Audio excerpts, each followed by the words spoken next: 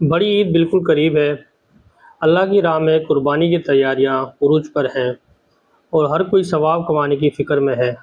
لیکن کیا آپ کو معلوم ہے کہ جس قربانی سے ہم ثواب کما رہے ہیں، اسی کے کچرے کو گلیوں میں چھوڑ کر ہم گناہ اور قانونی جرمانہ بھی سمیٹ رہے ہیں۔